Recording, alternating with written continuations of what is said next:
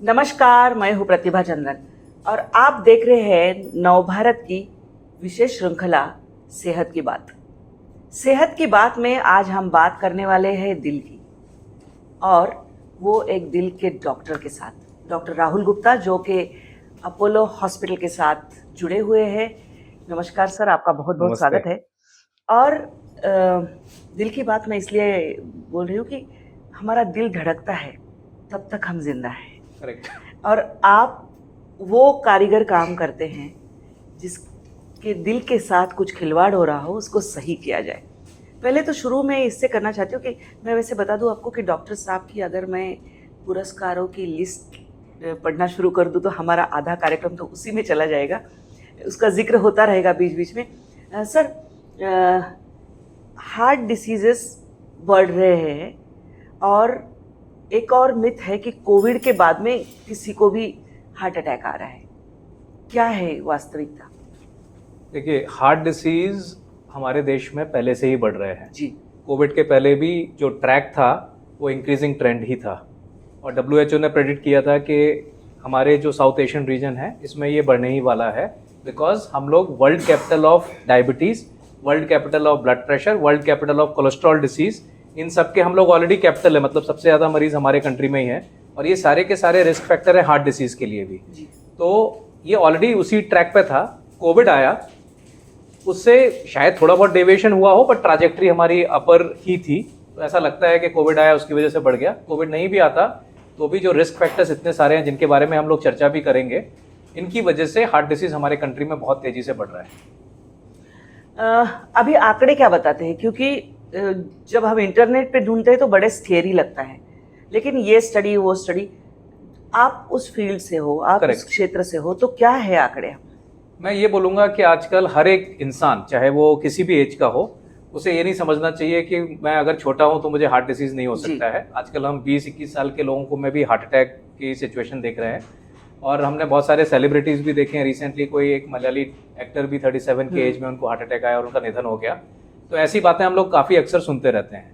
तो मैं यही बोलना चाहूँगा कि हार्ट डिसीज़ बहुत तेज़ी से बढ़ गया है, और ये बहुत ज़रूरी है कि हम लोग हर छोटी छोटी बात जो हमें हार्ट डिसीज़ से बचा सकती है उसका हम लोग अपने जीवन में इस्तेमाल करना शुरू कर दें, या अपने जीवन को उस तरीके से जिए कि हमें हार्ट डिसीज़ ना हो।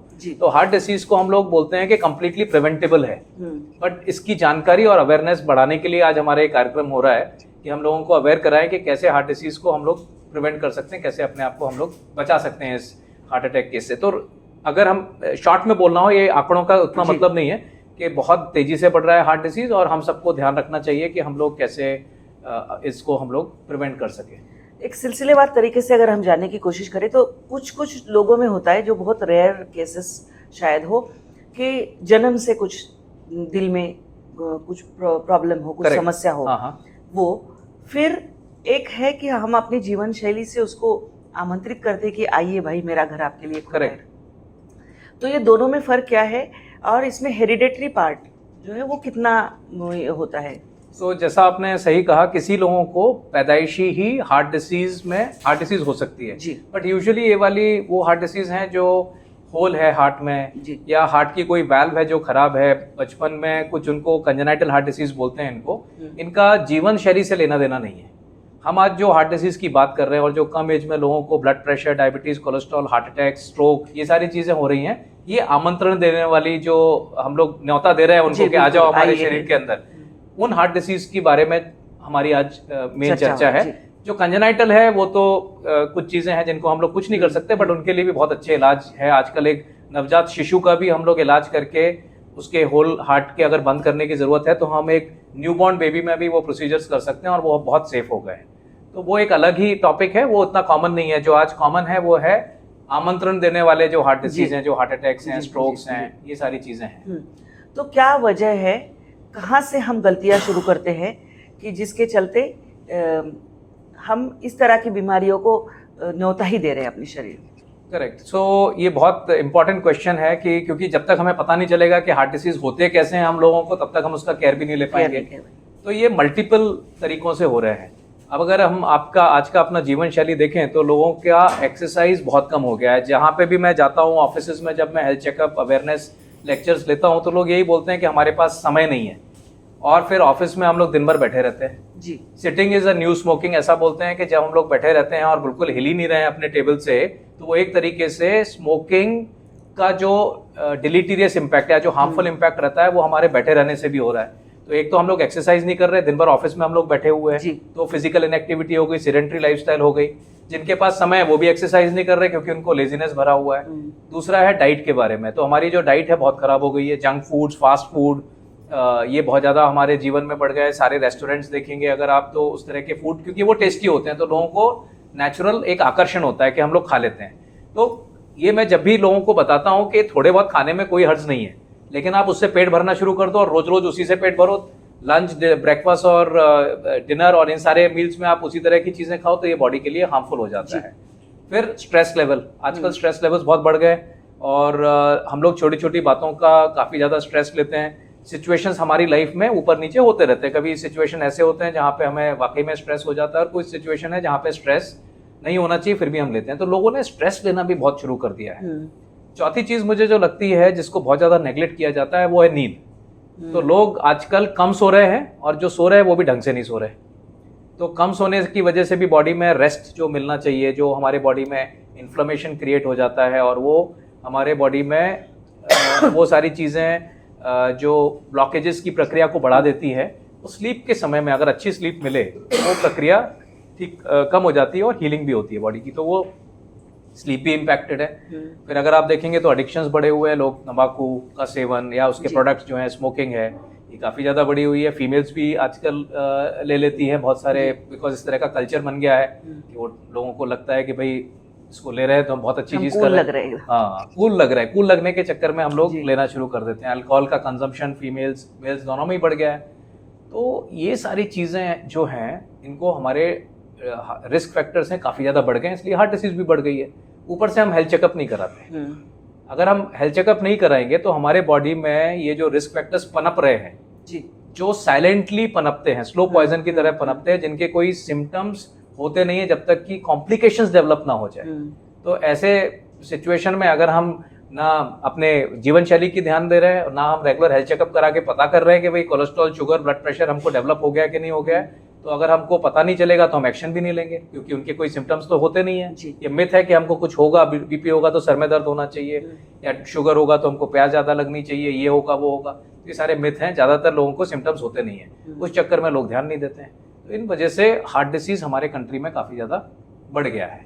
क्या उम्र अभी कम हो गई है? क्योंकि यंग एज में, करेक्ट, मैंने अपने कई साथी जर्नलिज्म में जो है वो खोए हैं लगभग 50 की उम्र में, 45 से 50 के बीच में।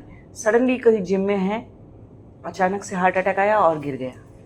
ये बात बिल्कुल सही है, और हार्ट डिसीज भी कम होती जा रही है। और जो रिस्क फैक्टर की एज है, जैसे अगर किसी को ब्लड प्रेशर है, पहले 50-60 साल की उम्र में ब्लड प्रेशर होते थे लोगों को, आजकल फिर 40 हो गए, फिर 30 साल की उम्र में लोगों को ब्लड प्रेशर, कोलेस्ट्रॉल, शुगर की बीमारियां हो गई, फिर 20 साल की उम्र में देखने लगा। अब जो सबसे खतरनाक ट्रेंड मैं देख रहा हूँ, स्कूल गोइंग बच्चे, 10th 11th 12th के, उनका हेल्थ चेकअप हुआ, पता चला ब्लड प्रेशर बढ़ा हुआ है। और जनरली ऐसे ही चेकअप वो गए किसी और चीज़ के लिए थे, बुखार के लिए थे, डॉक्टर के वहाँ पे कंपाउंडर ने, नर्स ने या डॉक्टर ने खुद चेक कर लिया और बीपी ज़्यादा पाया गया, फिर वो मेरे पास इसके लिए आते हैं। तो मैं ये देख रहा हूँ कि ये ट्रेंड बहुत खतरनाक है।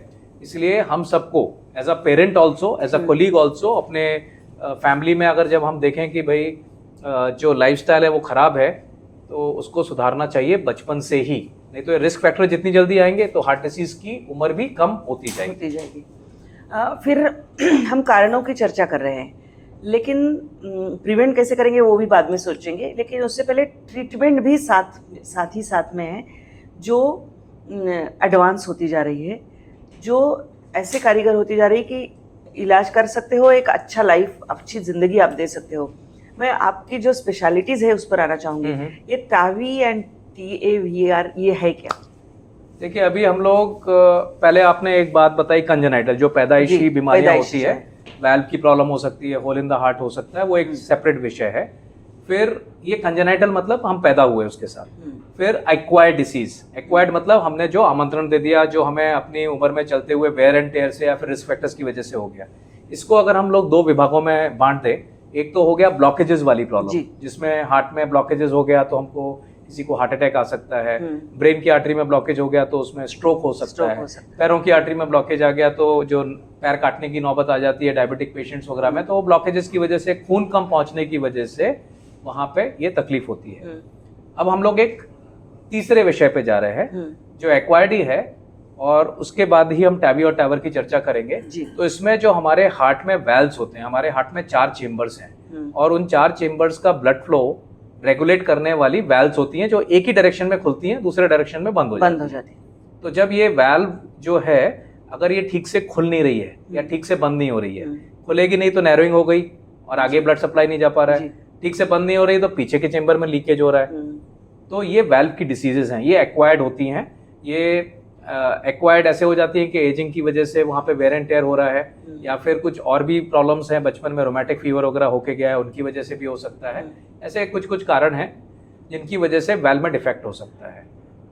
तो एक उसी तरह के 4 वेल्व्स हैं हमारे, उसमें से एक वेल्व है जिसका नाम है एयोटिक वेल्व। आयोटिक, और एयोटिक वेल्व सबसे इंपॉर्टेंट वेल्व है, क्योंकि जो शरीर का पूरा खून, हार्ट का जो पूरा खून शरीर को जाता है, वो एयोटिक वेल्व रेगुलेट करता है। मतलब जो हार्ट का सबसे मुख्य चैम्बर है लेफ्ट साइड का, वो जब वो पंप करता है तो पूरे शरीर को सप्लाई होता है, वो वेल्व एयोटिक वेल्व है।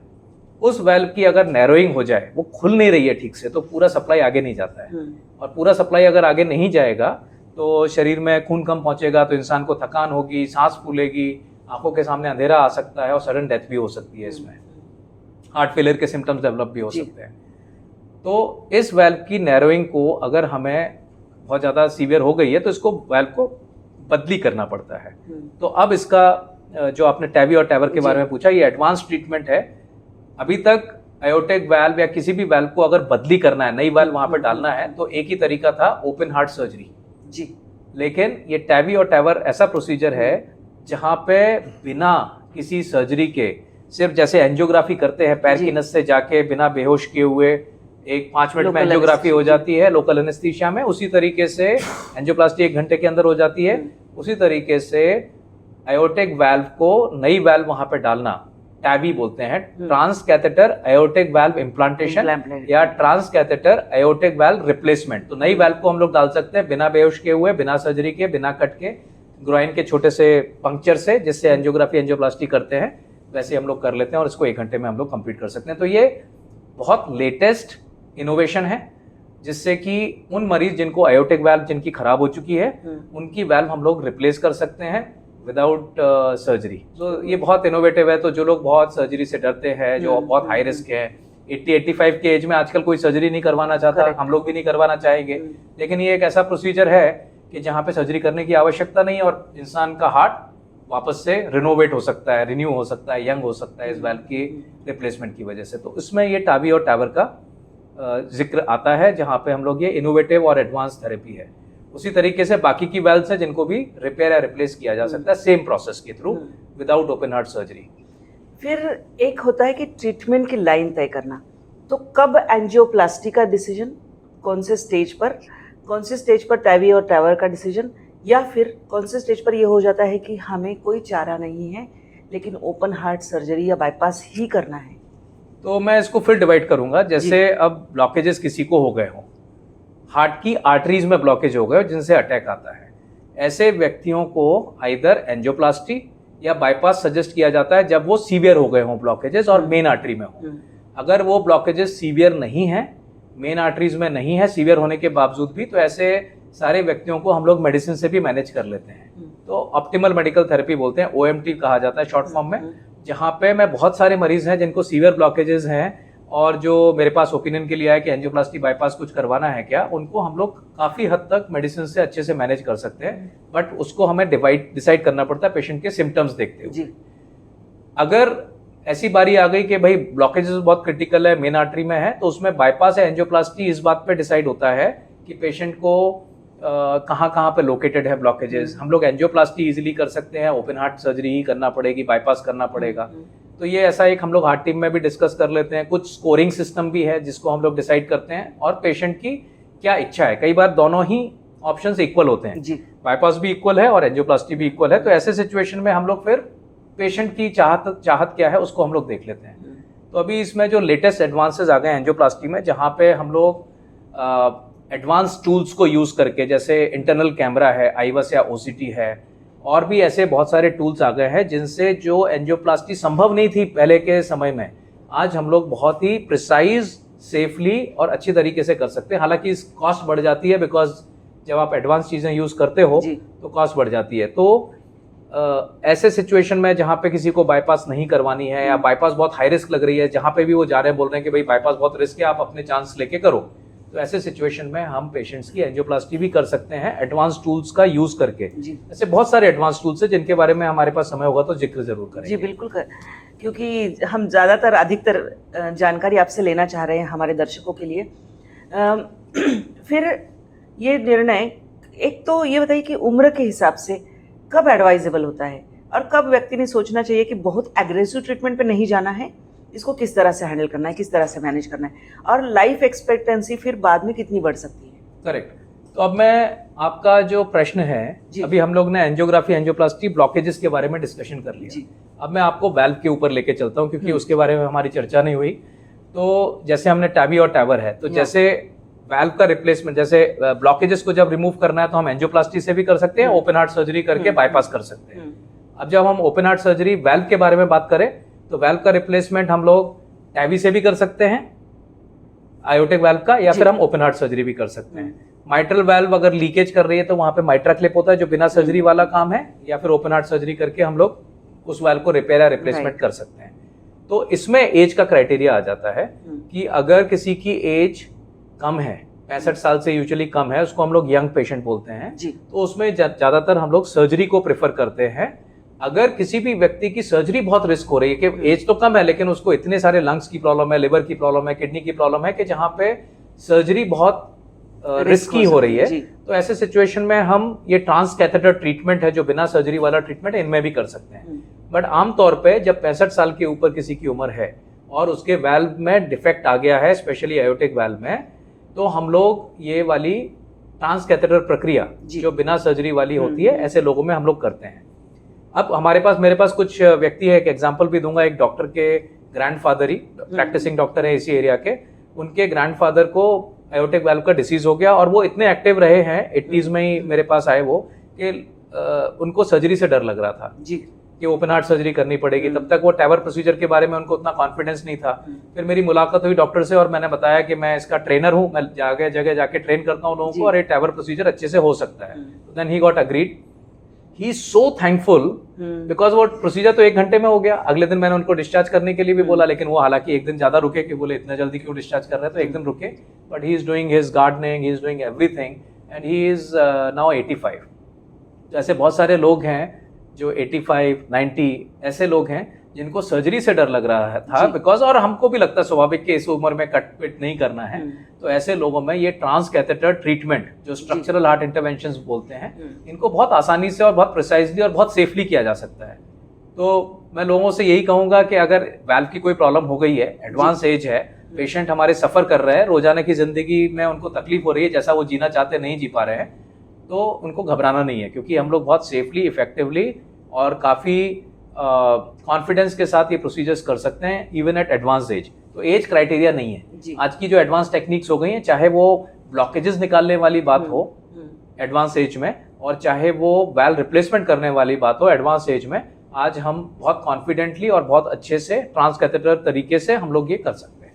हमने एक चीज़ और देखी कि पहले जैसे अस्पताल में कदम रखते ही एक अजीब तरह की स्मेल आती थी और ये सब, अब अस्पतालों का माहौल जो है, कई सारे बड़े चेन्स है उनका बदल गया है, और जो मरीज चाहते हैं वो एक अफोर्डेबल ट्रीटमेंट चाहते हैं, उसके साथ उनका अस्पताल का जो रहने का समय है, वो एक चाहते हैं कि वो एक कंफर्ट लेवल हो, एस्थेटिकली अच्छा हो, एक उनके लिए अच्छा एक एक्सपीरियंस हो। उसके लिए अपोलो चेन खास तौर से क्या क्या कर रहा है कि मरीज को ट्रीटमेंट तो बहुत बेहतरीन मिले, साथ ही में उनका वहाँ का जितना स्टे है वो अच्छा रहे। तो मैं आपकी बात एकदम समझ गया जी। मैं आजकल नहीं, और जब से मैंने प्रैक्टिस शुरुआत करी है, मुझे ऐसा लगता है कि मेडिकल साइंस या किसी भी पेशेंट के लिए सिर्फ फिजिकल हीलिंग इंपॉर्टेंट नहीं है, उसका मेंटल हीलिंग इंपॉर्टेंट है, उसका स्पिरिचुअल हीलिंग इंपॉर्टेंट है। ये सारी चीजें कैसे होंगी?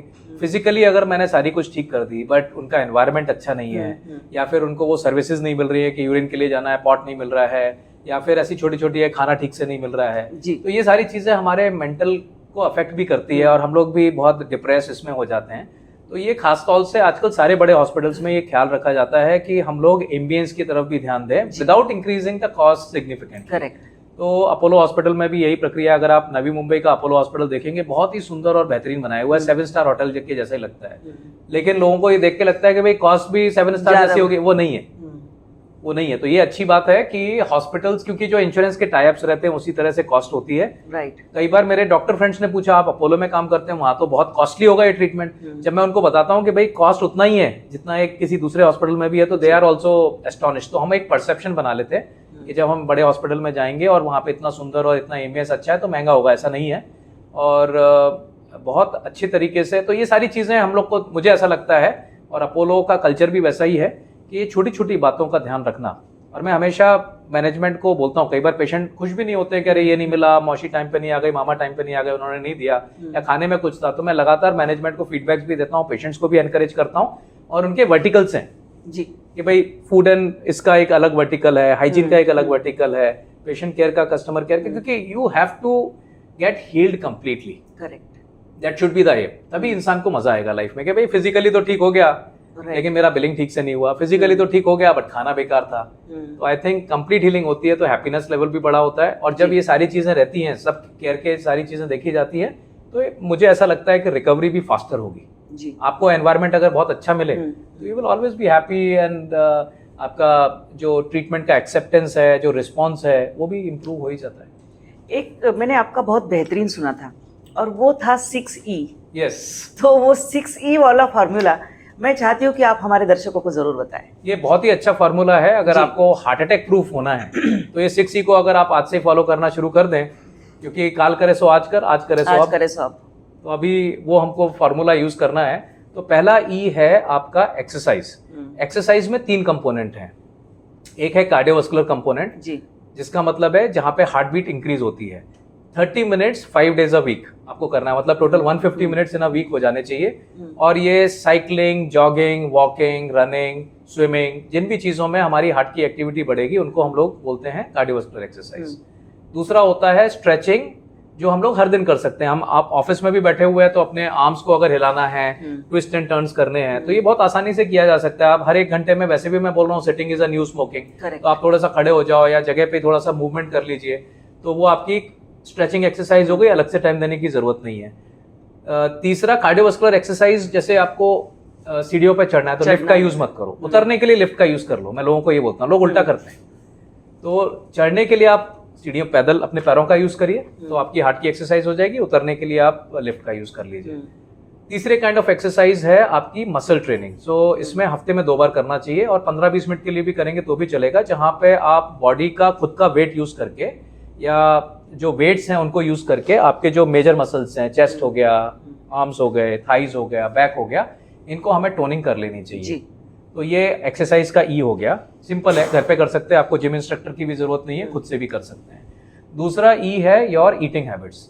ईटिंग में भी 3 चीजों का ख्याल रखना चाहिए। पहला ख्याल है कि हम लोग हेल्दी खाना खाएं। हेल्दी और अनहेल्दी हम सबको मालूम है, ज्यादा तला हुआ, ज्यादा मीठा, ज्यादा नमकीन, ज्यादा बेकरी प्रोडक्ट्स, ज्यादा नॉन वेज और डेयरी प्रोडक्ट्स, ये सब कम मात्रा में होना चाहिए। मैं जिन चीज़ों का मैंने नाम लिया है इनको बंद करने की आवश्यकता नहीं है अगर आप चाहते हैं उसको, लेकिन कम मात्रा में खाएं। तो जंक फूड हो गया, ये सारी चीज़ें कभी कभार सब कुछ ठीक है, हम लोग सब बाहर पार्टी में जाते हैं, हम लोग भी करते हैं, but they should be occasional. तो ज़्यादातर हेल्दी फूड जो होल ग्रेन प्रोडक्ट्स है और जो वेजीज हैं, ये सारी चीज़ें हम लोगों को ज़्यादा खानी चाहिए और बाकी सारी चीज़ें हम इंक्लूड कर सकते हैं। दूसरा है टाइमली खाना खाना, है ना। बहुत इरेटिक टाइम्स है, रात को एकदम लेट खा रहे हैं, सुबह एकदम लेट खा, मतलब कभी भी कुछ भी कर रहे हैं हम लोग। जैसे कई लोग रात को 11 बजे ऑफिस में आके खाना खा के सो जाते हैं जी, दिस इज अनहेल्दी। तो इसको हमें बदलना चाहिए। थोड़ा थोड़ा आपको क्रिएटिव होना पड़ेगा। सबकी प्रॉब्लम्स अनोखी हैं, सारे ऑफिस, सब कोई 8 बजे ऑफिस से निकलता, पहुंचता 11 बजे घर पे।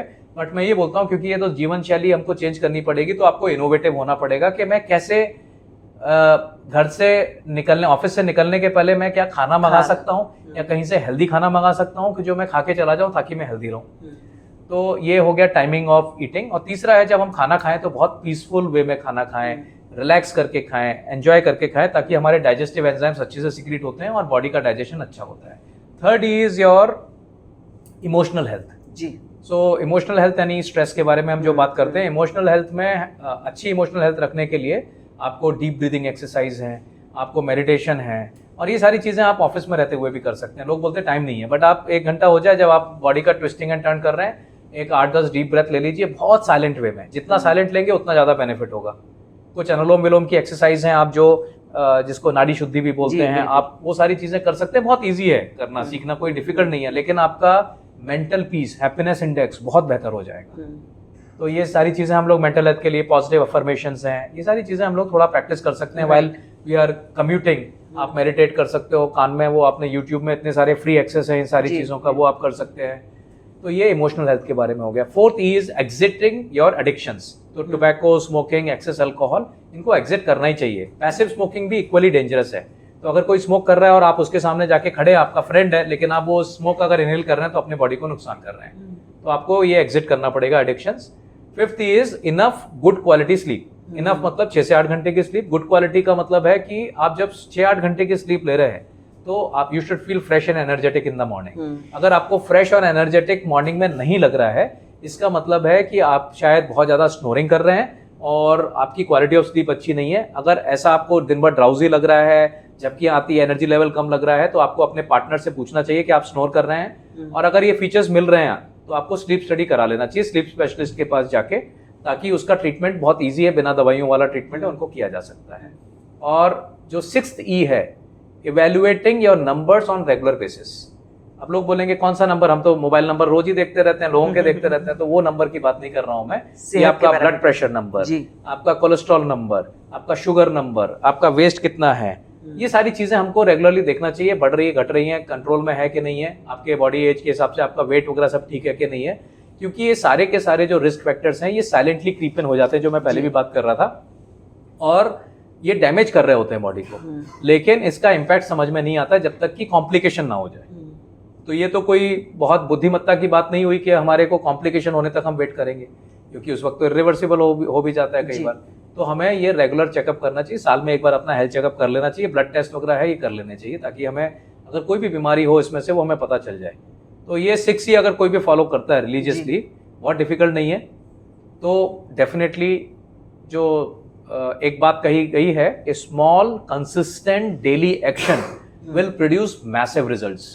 एब्सोल्युटली। तो ये छोटे छोटे एक्शन ही लेने हैं, क्योंकि कई बार हमको लगता है इतनी छोटी बात, चलो ठीक है जाने दो, नहीं जो काइजन अप्रोच बोलते हैं, हाँ, छोटा छोटा, तो वो करना चाहिए। तो आप एकदम अपने आप को हार्ट अटैक प्रूफ बना सकते हैं और अच्छी हेल्थ जी सकते हैं। एक और होता है, हाँ डॉक्टर साहब, हम सुनते हैं कि रात को किसी को एसिडिटी जैसे लगा, हार्ट अटैक था, चला गया। तो आजकल जब मैं 55 साल की उम्र क्रॉस कर चुकी हूँ, तो मुझे भी कभी एसिडिटी हो जाती है। तो ये क्या सिम्टम्स होते हैं, कैसे शुरू होता है, क्या पेनफुल होता है? तो ये जो सिम्टम्स हैं, एसिडिटी, गैस और हार्ट के सिम्टम्स मैच करते हैं, ये सबको पहले जान लेना चाहिए। अगर आपको लगता है कि ऐसी एसिडिटी आज तक आपको हुई नहीं और कुछ एबनॉर्मल है, तो आपको शर्माना नहीं है, आपको शाय अवे नहीं करना है कि मैं सबको उठा दूंगा या उठा दूंगी और फिर कुछ नहीं निकला तो एक हंसी का पात्र मैं बन जाऊंगी, ऐसा आपको फीलिंग आ सकती है। तो आपको अगर लगे कि मेरी एसिडिटी अनयूजुअल है, चाहे वो रात का टाइम हो, आपको जाके एक ईसीजी लेना है। अगर आपको हार्ट से रिलेटेड, मतलब इस एरिया में नाक से लेकर नाभि तक हार्ट के सिम्टम्स आ सकते हैं, आगे और पीछे, अगर हम ऐसा स्क्वायर या रेक्टेंगल बना ले तो कहीं पे भी सिम्टम्स आ सकते हैं। चेस्ट में हैवीनेस, बर्निंग, गले में जलन, नेक में पेन, पीठ में पीछे ऊपर वाले हिस्से में पेन, या बाहों में पेन या डिस्कम्फर्ट, ऐसा हो सकता है, पसीना आ सकता है। तो अगर ऐसे कुछ भी सिम्टम्स हो रहे हैं, आप ईसीजी ले लीजिए। ईसीजी, अगर सिम्टम्स के टाइम का ईसीजी नॉर्मल है तो वो हार्ट का प्रॉब्लम होने की संभावना बहुत कम है। उसको एसिडिटी गैस करते अगर रह जाएंगे तो फिर मेजर कॉम्प्लिकेशन हो जाता है। कभी कभी समय नहीं मिलता है। आपने बहुत सारे स्टोरी सुने होंगे, बिल्कुल, जहाँ पे बोला कि एसिडिटी गैस हो रही थी, हम लोग 1-2-4 घंटे वेट करते रहे, फिर रात भर वेट करते रहे और सुबह पता चला नींद में ही वो चल बसे। तो ये सारी चीजें हमको अवॉइड करना चाहिए। आपको अनयूजुअल लगे तो आपको जाके एक बार चेकअप कर लेना चाहिए। फॉल्स अलार्म अगर होगा भी तो कोई बात नहीं, जी बिल्कुल। हंसी का पात्र बन रहे हैं तो कोई बात नहीं, आपका ईसीजी अगर नॉर्मल आ रहा है और किसी डॉक्टर ने देख लिया है, मेडिकल हेल्थ प्रोफेशनल ने देख लिया है, जब आपको तकलीफ हो रही है और ईसीजी नॉर्मल है तो बहुत अनलाइकली है कि हार्ट का प्रॉब्लम है। लेकिन कभी कभी क्या होता है, घर पे प्रॉब्लम हो रही थी, जब तक हॉस्पिटल पहुंचे ईसीजी निकालने के लिए तो आपका ईसीजी आप एकदम ठीक हो गए जी। जब आपको सिम्टम्स नहीं है और उस वक्त आप ईसीजी निकालेंगे तो शायद वो पकड़ नहीं पाएगा, वो पकड़ नहीं पाएगा। तो आपको सिम्टम्स के टाइम का ईसीजी जरूर लेना चाहिए, इसलिए तुरंत चले जाना चाहिए अगर आपको डाउट लग रहा है। जनरली हमने देखा कि कितना समय मिल जाता है, और एक होता है सीपीआर दीजिए, घर में क्या करना चाहिए? मतलब समझिए लग रहा है कि हार्ट जैसा है तो क्या एडवाइजेबल है? तुरंत हॉस्पिटल में जाए, एम्बुलेंस के लिए वेट करे, हाँ लेटे रहे, क्या? करेक्ट, ये बहुत अच्छा प्रश्न है, बिकॉज हम लोग हमेशा असमंजस में रहेंगे कि ऐसे वक्त में क्या करना क्या चाहिए। करें? एक तो आप लोगों को, सब लोगों को, हम लोगों को एम्बुलेंस का एक नंबर आसपास के हॉस्पिटल का रख लेना चाहिए जी। वो हमेशा रहना चाहिए। आजकल 108 वैसे 108 एम्बुलेंस का नंबर है, अपोलो का 1066 है, जो उस एरिया में रहते हैं वहाँ पे आप फोन करो तुरंत ही आपको वहाँ पे एम्बुलेंस और वो सर्विस अवेलेबल है। तो उसी तरीके से आप अपने आसपास के हॉस्पिटल का नंबर जरूर रखना चाहिए। दूसरा है डिस्प्रिन टैबलेट, जो सर दर्द के लिए भी लोग पहले जमाने में यूज किया करते थे, अभी भी कर लेते हैं। वो ब्लड थिनिंग टैबलेट भी है, ओके, और बहुत ही सस्ती है, आई थिंक 25-30 पैसे की एक टैबलेट आती होगी वो, तो उसका एक पैकेट रख सकते हैं। मैं जब भी ट्रैवल करता हूँ वो मैं रखता हूँ। मैं ये नहीं सोचता कि मेरे लिए यूज होगी, बट मेरे वजह से अगर किसी का फायदा हो सकता है, तो कभी भी किसी को अगर चेस्ट पेन हो रहा है जो आपको लग रहा है कि बहुत अनयूजुअल है, एक डिस्प्रिन सबसे पहले चबा लेना चाहिए। तो कभी कभी अगर ब्लड वहाँ पे क्लॉट फॉर्म हो रहा है जिससे अटैक आता है, वो डिसॉल्व हो सकता है और अटैक वहाँ पे थम सकता है। सेकंड स्टेप है, आपने हेल्प के लिए किसी को बुला लेना चाहिए, बिकॉज अगर कुछ भी आपको अचानक होता है जहाँ पे आप फोन भी नहीं कर पा रहे तो वो भी गड़बड़ हो जाएगा। तो आप बुला लीजिए, एम्बुलेंस को फोन कर लीजिए और तुरंत हॉस्पिटल में जाके एक ईसीजी लीजिए, ताकि देखिए कि कहीं कोई चीज मिस तो नहीं हो रही है जी। इतना एक्शन ही हम लोग ले सकते हैं। और घर में आजकल बहुत सारे हम लोग ट्रेनिंग भी करते हैं जिसको हम लोग सीपीआर बोलते हैं। अगर कोई भी इंसान घर का सीपीआर जानता है तो CPR can save life for 1 our also. Okay, तो अगर कोई अरेस्ट हो गया, अचानक पसीना आया, घबराहट हो गई, तो लोग घबरा के फ्रीज हो जाते हैं जी।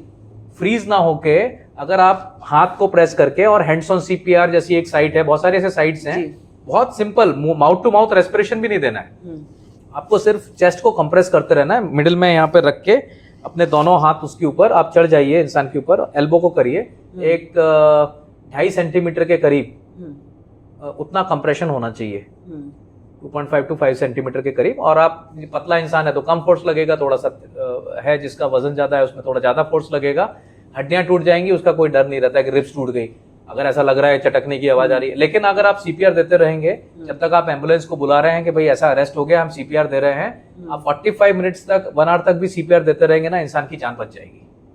तब तक वो मेडिकल पर्सनल आके शॉक दे देंगे, हार्ट चालू हो जाएगा, फिर हॉस्पिटल लेके जा सकते हैं जी।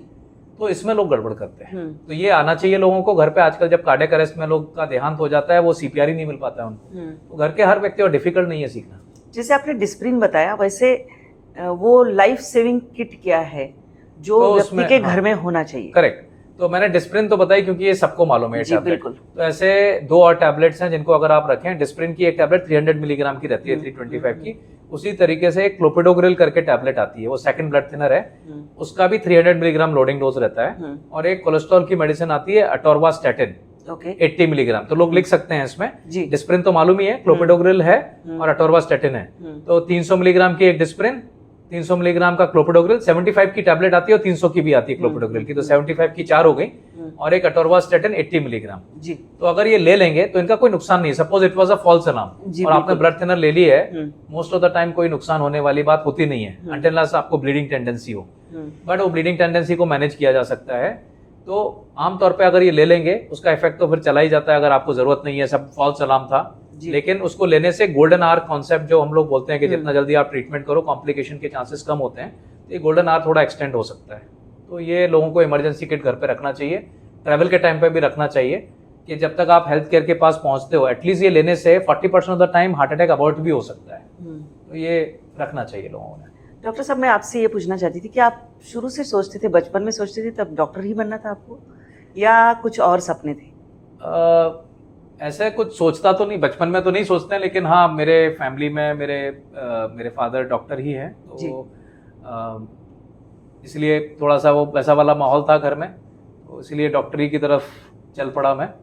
और फिर धीरे धीरे जैसे हम लोग आगे बढ़ते हैं तो स्पेशलाइजेशंस जो आपने किए हाँ, उसकी भी बारे में जानकारी हम करेक्ट। चाहेंगे। तो मैंने अपना जो सुपर स्पेशलिटी है कार्डियोलॉजी में किया, तो वहाँ पे मैंने KEM हॉस्पिटल मुंबई से किया, जो प्रीमियर इंस्टीट्यूट है जहाँ पे ऑलराउंड डेवलपमेंट हो जाता है।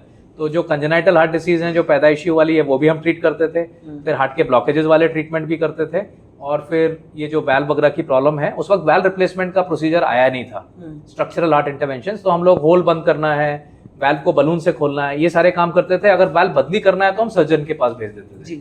फिर मैंने कुछ ट्रेनिंग यूरोप में, US में, जहाँ पे जाके जो वैल्व बदली करने वाले जो ट्रीटमेंट हैं, इनोवेटर जो डॉक्टर एलन क्रिपियर है, जिन्होंने ये टैवर वैल्व का इनोवेशन किया था, मैं उनके सेंटर पे भी गया, वहाँ पे भी मैंने बहुत सारी चीज़ें उनसे सीखी, और फिर ये सारी चीज़ें मैंने अपने पेशेंट्स पे अप्लाई, क्योंकि किसी को तो सीख के आना पड़ेगा, तो मैंने सीख के अप्लाई किया। और अभी आजकल मैं टीचर हूँ, तो मैं ऑल ओवर इंडिया घूम के जहाँ पे हॉस्पिटल्स में मेरे मित्रों को, जैसे मैंने सीखा है वैसे मैं ये ट्रेनिंग लोगों को देता हूँ, वहाँ पे जाके उनको हेल्प भी करता हूँ। तो ये मेरी जर्नी रही है एज अ इंटरवेंशनल कार्डियोलॉजिस्ट, के पहले सिंपल चीज़ें, फिर कॉम्प्लेक्स चीज़ें, और फिर अभी एज अ ट्रेनर, स्पेशलाइजेशन और ट्रेनर अभी ट्रेनर के वहाँ पे जाके जो कॉम्प्लेक्स केसेस हैं उनको ट्रेन करना है। कॉम्प्लेक्स एंजियोप्लास्टीज भी जो होती हैं, जहाँ पे ऐसा लगता है कि बहुत कठिन है ये, तो उनको कैसे एडवांस टेक्निक्स का यूज करके कैसे प्रिसाइजली करना है। यूजुअली टीम एफर्ट ही रहता है, मेरे साथ भी मेरे टीम मेंबर्स रहते हैं, ताकि एक डॉक्टर को भी फटीग हो सकता है बिल्कुल जब आप कोई काम कर रहे हैं, क्योंकि वी आर ऑल ह्यूमंस। तो मैंने ये अप्रोच शुरुआत से रखी है कि मैंने एक टीम भी रखी हुई है, so I like to work in team. तो मेरे साथ और टीम मेंबर्स भी रहते हैं, ताकि एक से भले दो, जैसा हम बोलते हैं ना, बिकॉज इंसान के हार्ट से खेल रहे हैं, इंसान की लाइफ से हम लोग वहाँ पे उसको ट्रीट कर रहे हैं। तो इसको you can not take it as a light, मतलब कि भाई कोई लाइट खेल है या लाइट है, ये बहुत प्रिसीजन और बहुत जिम्मेदारी वाला काम होता है। तो इस तरह की जर्नी है। हार्ट टीम रहती है हमारी, जहाँ पे हम लोग सर्जन्स, कार्डियोलॉजिस्ट, हम लोग डिस्कस करते हैं कि पेशेंट के लिए सबसे बेहतरीन इलाज क्या रहेगा। तो यही पहले सबसे इंपॉर्टेंट है कि जजमेंट के क्या बेहतर रहेगा, और फिर एक बार जजमेंट बनने के बाद उसको कैसे अच्छे से एग्जीक्यूशन कैसे अच्छे से करना है, ये टीम एफर्ट है। और मैं ये मानता हूँ जब टीम एफर्ट रहता है और अच्छी टीम है, तो ये सारा चीजें अच्छी हो जाती है। 3 चीजें हम लोग बोलते हैं सक्सेस के लिए, infrastructure, technology and talent. Absolutely. तो इंफ्रास्ट्रक्चर, जैसे आपने पूछा अपोलो, तो इंफ्रास्ट्रक्चर, ऐसे इंफ्रास्ट्रक्चर में काम करना हमें अच्छा लगता है जहाँ पे सारे गैजेट्स अवेलेबल हैं, टेक्नोलॉजी सारी अवेलेबल है। और टैलेंट तो फिर डॉक्टर्स का टैलेंट होता ही है, जो टीम में रह के हम लोग करते हैं। बिल्कुल। ये पूछना है मुझे कि इतने सारे लोगों पर आपने ऑपरेशंस किए हैं, थाउजेंड्स ऑफ ऑपरेशन शायद हुए होंगे आपसे। राइट। कभी कभी होता है, लेकिन ये एक होता है कि हर जिंदगी बचती है तो खुशी होती है, लेकिन कुछ ऐसे होती है मेमोरी की, लगता है कि यस, इसके लिए मैंने सीखी थी मेडिसिन, इसके लिए मैं डॉक्टर बना। ऐसा कौन सा मोमेंट था आपके लिए? ऐसे तो बहुत सारे मोमेंट्स आ चुके हैं जिसमें हम लोगों को, मतलब हम लोग एक प्रोफेशन इसलिए भी करते हैं कि हमको अर्निंग चाहिए, क्योंकि फैमिली भी चलानी है। कुछ ऐसे केसेस रहते हैं ना जहाँ पे आपको, अगर वो पेशेंट पे भी नहीं करेगा तो भी चलेगा। तो 2-3 ऐसे एग्जांपल्स तो बहुत सारे हैं, लेकिन 2-3 एग्जांपल जो याद रहते हैं, जैसे रिसेंटली अभी आई थिंक 8-9 महीने हो गए हैं, एक लेडी थी जिनका पूरा जो एयोटिक वाल्व है पूरा नैरो हो गई थी, थिन पिन लाइक हो गई थी। तो मैंने उनको बोला कि आप वाल्व रिप्लेसमेंट करवा लीजिए, लेकिन उनको एक कैंसर भी था, कैंसर का ट्रीटमेंट कराया। फिर वो पैसे के बारे में सोच रहे थे कि उनको अरेंज करना है। इस बीच उनके रिलेटिव का फोन आया कि पेशेंट एकदम बिल्कुल ज्यादा ब्रेथलेस हो गया। मैंने कहा तुरंत आप हॉस्पिटल लेके आओ। तो हॉस्पिटल के नजदीक थे, वो लोग लेके आए। हॉस्पिटल में आके उन्होंने दम तोड़ दिया। फिर उनको हम लोगों ने CPR चालू किया, मैंने कंपनी वालों को कॉल किया। पेशेंट एकदम बिल्कुल बॉडी में एसिड फॉर्म हो रहा है, BP पिकअप नहीं कर रहा है, तो उनको हम लोग CPR करते हुए लेके गए और मैंने उनका वाल्व रिप्लेसमेंट किया टैवर से। और जैसे ही हमने टैवर वाल्व रिप्लेस किया, फ्लो इंप्रूव हुआ, पेशेंट को हम लोग रिवाइव हो गए। 4-5वें दिन पेशेंट डिस्चार्ज भी हो गया। पेशेंट अभी भी बहुत अच्छा कर रही है, जो इतना सफर कर रही थी। तो एक किस्सा ये था। एक किस्सा है जो यंग पेशेंट क्रिकेट खेल रहा था, 40 ईयर्स ओल्ड, और वो क्रिकेट खेलते खेलते अटैक आया, चेस्ट पेन होने लगा। वहाँ पे मुझे किसी डॉक्टर ने फोन किया दूर से कि पेशेंट को हार्ट अटैक लग रहा है, ECG में चेंजेस है। तो मैंने कहा तुरंत भेज दीजिए। हॉस्पिटल में वो आ रहे थे, मुझे हॉस्पिटल एम्बुलेंस से फोन आया कि पेशेंट को अरेस्ट हो गया है। तो मैंने कहा, वहां पे जो भी लोग बैठे थे, डॉक्टर थे, यंग डॉक्टर बैठा हुआ था एक एम्बुलेंस के अंदर, मैंने कहा शॉक दे दो। उस वक्त सब लोग पैनिक हो गए, तो नोबडी वाज रेडी, मतलब शॉक ही नहीं दे पाए वो। तो मैंने कहा आप CPR चालू रखो। तो that doctor new the CPR, young doctor था, एकदम न्यूली ज्वाइंट। तो उसने CPR चालू रखा। 30 मिनट्स का एम्बुलेंस ट्रेवल टाइम था। मैं अपनी टीम के साथ बाहर खड़ा हुआ था। जैसे ही पेशेंट वहां पे पहुंचा, अंदर गया, शॉक दिया, पेशेंट को कैथ लैब में लेके गया। उनका एक block, artery, main artery 100% block थी, उसकी एंजियोप्लास्टी करी। And patient got revived instantaneously. अगले 2-4 दिन में हमने डिस्चार्ज कर दिया और वो पेशेंट हर साल आता है, एनिवर्सरी जैसा बोलता है कि मेरी ये सेकेंड लाइफ है जी, तो वो उसको ही अपना बर्थडे वो मानता है। तो ऐसे और भी बहुत सारे एग्जाम्पल्स हैं जहाँ पे हम लोगों ने पेशेंट के चेस्ट पे बैठ के CPR दे रहे हैं और हमने एंजियोप्लास्टी करी और पेशेंट्स की जान बच गई।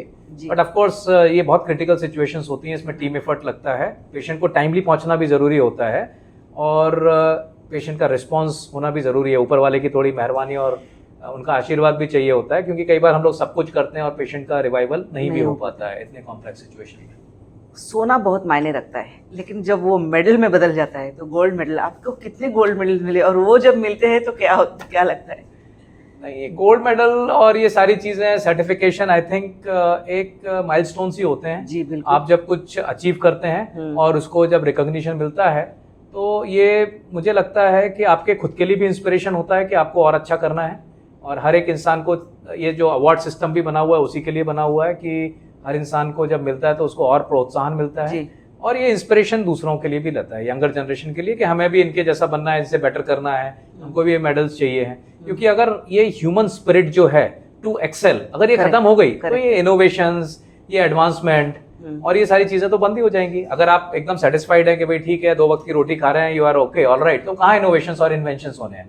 तो आई थिंक ये सारी चीजें इंपॉर्टेंट रहती हैं, बट इससे किसी को अहंकार और वो नहीं होना चाहिए। दीज आर जस्ट माइलस्टोन कि आपने काम किया, आपको रिकॉग्निशन मिला और बहुत सारे लोग अच्छा काम कर रहे हैं, तो हमको बस करते जाना है, अच्छा काम करते जाना है, वो माइलस्टोन आते जाते रहेंगे, वो कोई उतनी बड़ी बात नहीं। आपने इतने लोगों को देखा है, इतने लोगों को ट्रीट किया है, इस बीमारी के बारे में इतना पढ़ा है, सीखा है, आपका डेली रूटीन क्या है? देखिए, मैं तो सबसे इम्पोर्टेंस मेरा डेली रूटीन शुरू हो जाता है सोने के टाइम से।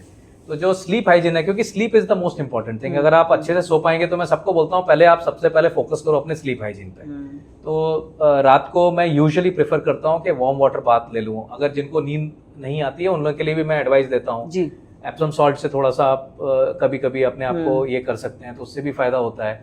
फिर टाइम पे सो जाना और सोने के पहले एकदम बिल्कुल मोबाइल पे लगे रहना, स्क्रीन को लगा रहना और लेट नाइट खाना, ये सब हार्मफुल है, तो you should be away from that. थोड़ा सा एम्बिएंट हो, जो लाइट भी है वो थोड़ी सी येलोइश हो रेदर देन वाइट, क्योंकि white light is considered as day light by the brain, तो मेलाटोनिन सिक्रीशन कम हो जाता है। Yellow light is considered as a moon light, so melatonin secretion better रहता है। Then you can read books and all if you want to sleep well. अगर आपका sleep अच्छा हो गया, मॉर्निंग में उठते साथ ही आपका एनर्जी लेवल अच्छा रहेगा। जो लेजीनेस रहती है कि भाई जिम में जाएं क्या, कल से जाते हैं, वो अगर आपकी नींद अच्छी नहीं होगी तो होगा। नींद अच्छी हो गई तो you will feel energetic, you will go to the gym. तो then I go to the gym. Minimum half an hour of gym is important for me because that secretes the endorphins, जो pleasure hormones हैं, जो energy enthusiasm hormones हैं, तो आपका दिन भी पूरा अच्छा जाता है।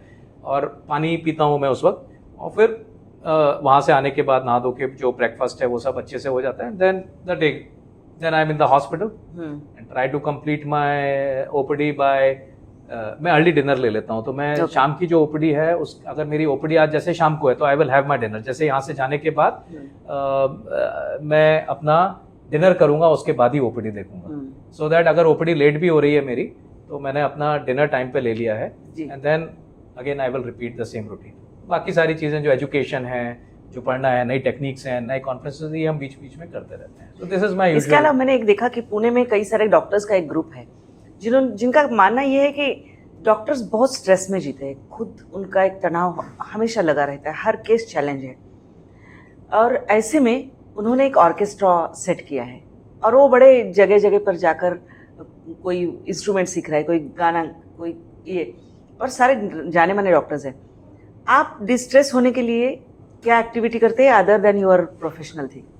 तो मैं एक्चुअली मेडिटेशन रोज करता हूँ, और मैंने ये देखा है कि जो मैंने मॉर्निंग रूटीन में बताया उसमें मेडिटेशन मिस हो गया। Meditation is a must, and if you have done your meditation, आपने डीप ब्रीथिंग प्राणायाम कर लिया है, आपका जो मेंटल लेवल है और जो थ्रेशोल्ड है to feel stressed, it goes down significantly. तो फिर आपको जो सिचुएशंस आ रही हैं, आपके पास कॉम्प्लेक्स पेशेंट्स आ रहे हैं, या फिर कोई पेशेंट अनहैप्पी है, या आप सब कुछ करने के बाद भी पेशेंट ठीक नहीं हो रहा है, तो बहुत सारे ये स्ट्रेसफुल सिचुएशंस क्रिएट होते हैं, तो वो आप अच्छे से झेल पाते हैं। मुझे एक्स्ट्रा करिकुलर बुक्स पढ़ना अच्छा लगता है, और मुझे ट्रैवलिंग अच्छी लगती है। You know, going into the nature is my hobby, कि भाई अगर वीकेंड है, जैसे मेरा वीकेंड पे भी प्लान रहता है कि भाई मैं कहीं जाऊं और जहां पे अपने आप को डिस्ट्रेस करूं, बिकॉज आप जब नेचर में जाते हैं तो जो वहाँ की पॉजिटिव एनर्जी है उससे आप अपने आप को रिजुवनेट करते हैं। जी। एक कहावत है एरोप्लेन में कि दूसरों की हेल्प करने के पहले आप अपनी हेल्प करिए। तो जब तक आप खुद हैप्पी, एंथुजियास्टिक, एनर्जेटिक नहीं फील करेंगे, you can not deliver your best. तो मैं हर डॉक्टर को भी यही बोलता हूँ और हर इंसान को, हर प्रोफेशनल को यही बोलता हूँ, पहले अपना ख्याल रखो। आप किसी को कब कुछ दे सकते हैं जब आपके पास है जी, है ना। तो ये वो पहले आपको क्रिएट करना पड़ेगा। डिफिकल्ट नहीं है, बट रूटीन में आ जाना चाहिए। और जो चीज़ें आपको इलेट करती हैं, जो चीज़ आपको रिफ्रेश करती हैं, वो चीज़ें थोड़ी मोर ऑफन करना चाहिए। डॉक्टर साहब, बहुत अहम बातें हमारे दर्शकों के लिए आपने कही। बहुत मज़ा आया आपके साथ में बात करते हुए। फिर भी मिलते रहेंगे और बातें करते रहेंगे। आपको कुछ लगता है कि जो बताना ज़रूरी था और शायद मैंने नहीं पूछा? आई थिंक हमने सारी चीज़ें कवर कर ली हैं जी। हमने कारण देख लिए हैं कि हार्ट डिसीज क्यों होता है, सिम्टम्स क्या हो सकते हैं, हार्ट अटैक सिचुएशन में हमें क्या करना चाहिए। फिर हमने कंजेनाइटल हार्ट डिसीज के बारे में, जो पैदाइशी होती है उनके बारे में भी सुन लिया। फिर हमने एक्वायर्ड वाल्व डिसीज के बारे में सुन लिया कि जहाँ पे वाल्व की प्रॉब्लम्स आजकल बिना सर्जरी के भी ठीक हो सकती है, हार्ट टीम के डिस्कशन के बाद। और हमने वो 6C फॉर्मूला भी सीख लिया जहाँ पे हम लोग हार्ट डिसीज को प्रिवेंट कर सकते हैं। तो जो दर्शक अभी लेटर पार्ट पे देख रहे हैं वो रिवाइंड करके फिर से देख सकते हैं। तो सारे क्वेश्चंस हमने आई थिंक कवर कर लिए। मुझे पूछना है सवाल कि कितना इंश्योरेंस एडेक्वेट इंश्योरेंस है? क्योंकि सब ले जाके एक मिडिल क्लास भी फैमिली है तो बिल्कुल फाइनेंशियली टूट जाती है जब कोई बड़ी बीमारी आ जाती है। बहुत अच्छा आपने बताया। मैं आपको सबको बोलता हूँ, हर इंसान को ये लगता है कि मुझे कुछ नहीं होगा, बिल्कुल, और हमको क्या हो सकता है। लेकिन जब होता है तो इट इज पूरा फाइनेंशियली ड्रेन करने वाली बात हो जाती है। मिनिमम इंश्योरेंस मुझे लगता है 5 लाख का सबका होना चाहिए।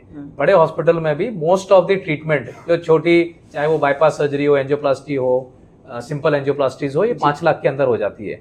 लेकिन कुछ ट्रीटमेंट हैं, जैसे कैंसर के ट्रीटमेंट हैं, दवाइयाँ बहुत महंगी हो गई हैं।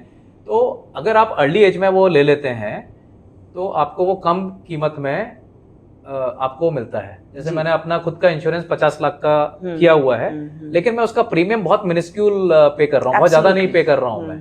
और लोगों को लगता है कि पैसा वेस्ट है। मैं आपको बताता हूँ, उस इंश्योरेंस के पैसे को 2 तरीके से देखना चाहिए। एक तो ये आप अपने हेल्थ के लिए डिपॉजिट कर रहे हो कि कभी आपको जरूरत पड़ी तो आपको हो जाएगी। लोग बोलेंगे मैं अनहेल्दी नहीं हुआ तो मेरा तो पैसा वेस्ट हो गया। इसको आप अल्ट्रुइस्टिक वे में देखिए कि आप ये डोनेट कर रहे हो। देखिए, आप चैरिटी तो ऐसे करते नहीं हो, आप इसको चैरिटी सोचिए। आप किसी की जान बचा रहे हो, क्योंकि आपका जो पैसा है वो किसी ना किसी के हेल्थ में काम आ रहा है, किसी ना किसी middle class, lower middle class या हाई इनकम ग्रुप, किसी भी ग्रुप में वहां पे कहीं ना कहीं स्पेशली हेल्प हो रहा है। जरूरतमंद है। तो लोअर और मिडिल इनकम ग्रुप पे ज्यादा इंपैक्ट आता है, हाई इनकम ग्रुप पे इतना इंपैक्ट नहीं आता है। हालांकि एडवांस ट्रीटमेंट की अगर हमको यूज करनी है तो फिर वो इंश्योरेंस थोड़ा सा और बढ़ना चाहिए। तो आपका प्रीमियम कितना आपको कंफर्टेबल है, वो आपको उस प्रीमियम के हिसाब से मिनिमम 5 लाख का इंश्योरेंस तो लेना ही चाहिए। उससे जितना ज्यादा लेंगे उतना आपके लिए अच्छा रहेगा। और there are various schemes also जिनको आपको करना चाहिए। उसको आप चैरिटी के रूप में सोचिए, हमें कभी बीमार ना पड़े, यही हमको कामना करना चाहिए। आप ये सोचिए कि आप किसी को चैरिटी कर रहे हैं। वैसे तो हम जाके चैरिटी इतनी बड़ी करते नहीं है कि साल में 20,000 रुपए हम किसी को दे रहे हैं। बहुत सारे लोग, ज्यादातर लोग नहीं कर पाते हैं। लेकिन इस तरीके से आप एक अच्छा काम कर रहे हैं। इंश्योरेंस भी ले लीजिए, आपके भी काम में आ सकता है, और आपके काम में नहीं आ रहा तो अच्छी ही बात है ना। बिल्कुल, इधर खराब, जरूरत ही ना पड़े, जरूरत ही ना पड़े तो आप किसी की मदद भी कर रहे हैं जी। तो इस तरीके से देखना चाहिए। बहुत बहुत धन्यवाद नवभारत की ओर से कि आपने हमसे बात की। हमारे दर्शकों के लिए मुझे लगता है कि कई सारे बल्ब ऑन मूवमेंट जिसे कह सकते हैं, वैसे इस हमारी वार्तालाप में आपको मिले होंगे। आपके कुछ सवाल हो, आपके कुछ सुझाव हो, कमेंट बॉक्स में ज़रूर डालिएगा और हमारे चैनल को सब्सक्राइब करना ना भूलें। डॉक्टर साहब, बहुत बहुत धन्यवाद। Thank you very much. Thank you for having me here.